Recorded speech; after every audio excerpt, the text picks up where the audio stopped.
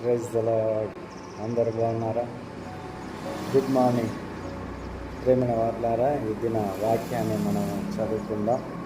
కీర్తనలు 20వ కీర్తన 4వ వచనాన్ని మనం చదువుకుందాం. నీ కోరికను సిద్ధింపజేసి నీ ఆలోచన యావత్తును సఫలపరుచునుగాక.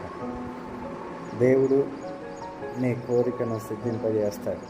ఆయనకు మొరపెట్టు. నీవు అడిగిన దానికంటే, ఊహించిన దానికంటే అత్యధికమైన మేలు నీ ఎడల దేవుడు చేసేవాడు కనుక మరి నీ ఆలోచన యావత్తును నెరవేర్చే దేవుడు కనుక ఆయనకు ప్రార్థన చేయి. విశ్వాసంతో దేవుని దగ్గర కనిపెట్టు. ఖచ్చితంగా ఆయన నీ కోరికను సిద్ధింపజేస్తాడు. నీ ఆలోచన యావత్తు నెరవేర్స్తాడు.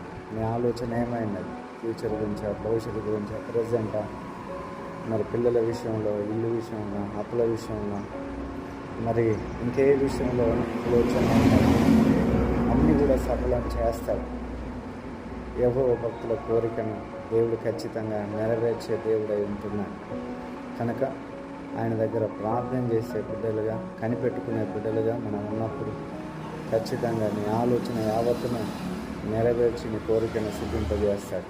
దేవుడికి మాటలు మన వెనుకలు ఆశీర్వదించునుగా. ప్రార్థన చేసుకున్నాము.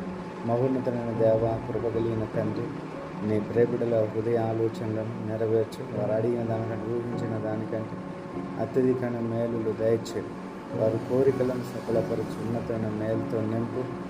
నాయన ఈ వాక్యం ద్వారా నీ బిడలు ఎంకరేజ్ చేయబడినట్లుగా కృప దయచేయమని యేసు నామములో ప్రార్థిస్తున్నాము తండ్రి. Praise the Lord. అందరికీ